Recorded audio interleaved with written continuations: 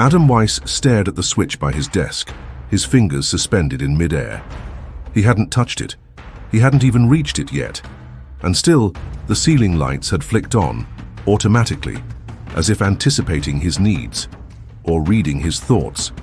A small detail, insignificant perhaps, but in the controlled environment of his Berlin apartment, where every object had its place and every action its purpose, this deviation registered like a wrong note in a familiar melody. Thunder rumbled, again outside, distant enough to be unthreatening but close enough to be felt. His translation work on post-war linguistics sat open on his laptop, the cursor blinking with metronomic patience. But Adam couldn't return to it just yet. Instead, he found himself walking to the fuse box by the front door, opening the metal panel, checking each switch.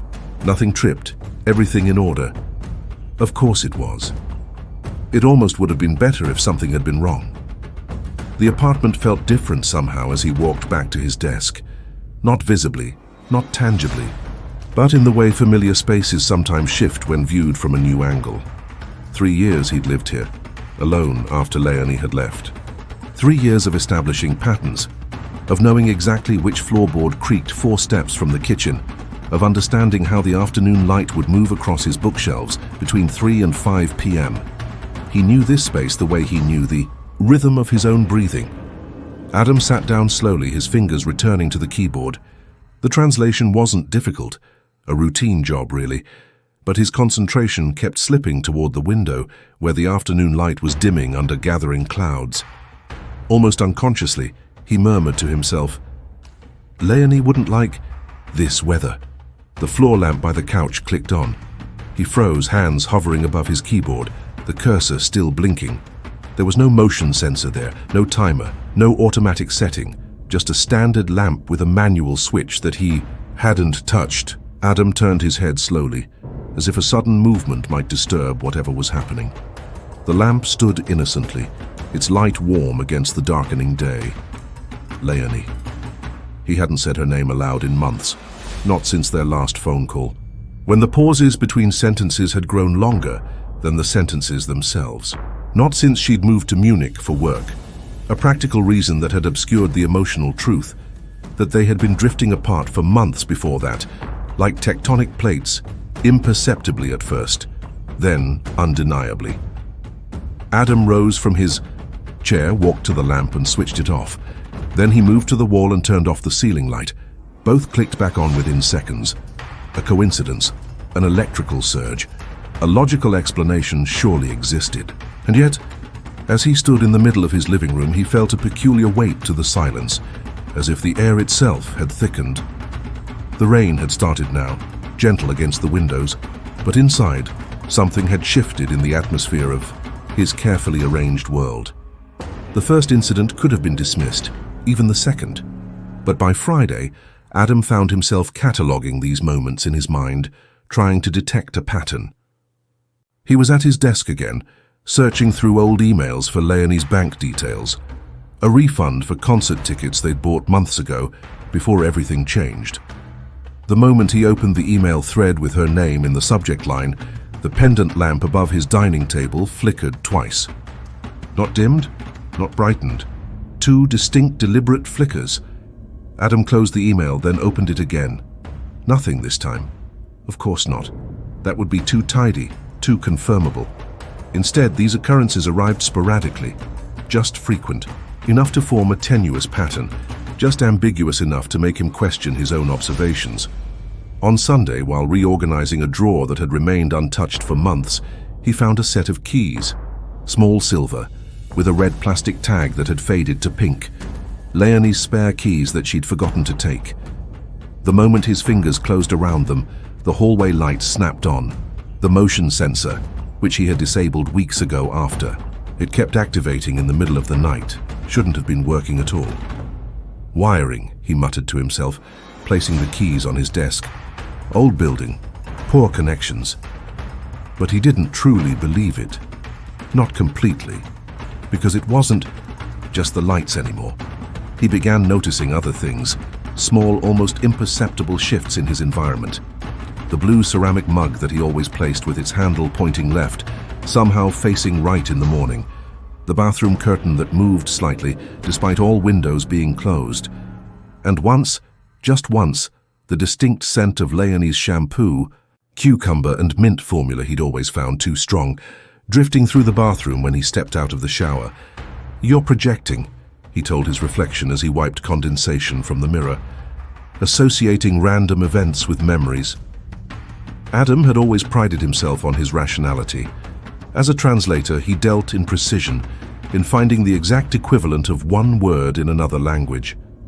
His mind didn't typically drift toward the inexplicable, yet he began to feel observed. Not in a dramatic way. There were no eyes peering through keyholes, no shadowy figures at windows. It was subtler than that, more intimate, as though the apartment itself had developed a consciousness, as though the spaces Leonie had once occupied still remembered her shape. When Thilo visited on Thursday evening, as he did each week, Adam considered mentioning it. They sat at the dining table drinking beer, talking about Thilo's promotion and the ongoing construction on Frankfurter Allee. Normal conversation, reassuring in its banality. "You seem distracted," Thilo noted, halfway through his second beer. "Work," Adam lied. Then, trying to sound casual, "You ever have issues with lights coming on randomly in your place?" Thilo raised an eyebrow. "No. Why are you having electrical problems?" "Something like that," Adam said, and changed the subject. After Thilo left, Adam sat in silence for a long while. The light stayed on, behaving normally. No flickering, no autonomous decisions, just steady illumination as they should provide. He almost felt disappointed. The notebook appeared 3 days later. Adam had been searching for his winter sweaters, preparing for the approaching cold season, when he found it at the bottom of a storage box. Small, leather-bound with a burgundy ribbon marker. Leonie's. She had used it for lists, practical things mostly. Groceries, books to read, appointments. But when he opened it now, his eyes fell on an unfamiliar entry on the first page. "Sometimes I wonder if things remember us too." The handwriting was unmistakably hers, but different somehow. Tighter, more urgent, less careful than her usual neat script. Adam stared at the words, rereading them several times. When had she written this? He couldn't remember ever seeing it before. As if responding to his discovery, the lights in the apartment flickered. All of them simultaneously, a brief interruption in their steady glow. But, unlike previous instances, none of them turned off afterward. They simply continued burning, perhaps a shade brighter than before. Adam's fingers tightened around the notebook. Something about those words, written in Leonie's hand but seemingly out of character, disturbed him more than any of the electrical anomalies. It suggested knowledge, awareness, as if she had somehow anticipated what was happening now. By the second week, Adam began testing. He would stand in different rooms of his apartment and say her name aloud, varying his tone, his volume, his intent. Leonie. In the kitchen. Nothing. Leonie. In the hallway. The bathroom light flickered once. Leonie. In the bedroom, where they had once shared a life. The lamp on the nightstand blinked 3 times in quick succession. Leonie. By the bookshelf, where her philosophy texts still occupied the top shelf. The electric kettle in the kitchen hummed to life, though it wasn't plugged in. Adam unplugged everything, every lamp, every appliance. Still, when he stood in the center of his bedroom and spoke her name again, the ceiling light came on. He tried to ignore it all. He focused on work, translated an academic paper on phonetics, went grocery shopping, called his mother in Hamburg. Normal activities, mundane routines. But all the while he felt the apartment witnessing his movements, registering his presence in a way that went beyond the physical. Then came the voicemail. He hadn't been looking for it. He'd been clearing out old notifications when he noticed it. A message from Leonie dated over 6 months ago, now marked as listened. But Adam hadn't played it. He was certain of that. He would have remembered. Curiosity and unease battling within him, he pressed play. The recording began. 6 seconds of silence. No voice, no background noise. Just dead air. until the very end, when there was a subtle sound, a click, like a switch being flipped, or a recording device being turned on too late, or nothing at all. Adam replayed it 3 times. The click remained, ambiguous and unexplained. That night, he couldn't sleep. The apartment felt alive with potential energy, like the moment before a storm breaks. Outside, rain had started again, pattering against his windows. Adam lay in bed listening to the rhythm until eventually he rose, walked to the living room, and turned off every light. In the darkness, he stood holding Leonie's notebook. The room was illuminated only by the faint glow of streetlights filtering through the curtains and the occasional flash of a passing car.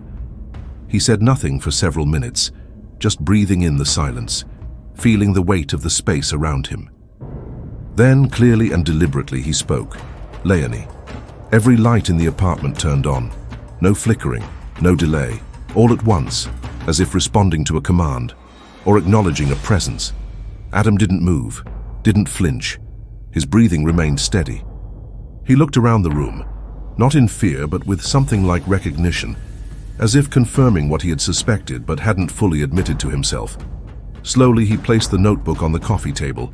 Its pages fell open to reveal more of Leonie's writing. Lists of books, appointments, random thoughts. Normal things, human things, traces of a life once intertwined with his own. He sat down at his desk, opened his laptop, and began typing again, as if nothing unusual had happened. As if the lights turning on by themselves was simply another aspect of his routine. Perhaps it was now. The next morning, Adam opened his email and, after a moment's hesitation, composed a message to Leonie. Simple, direct, with no mention of strange occurrences or autonomous lights.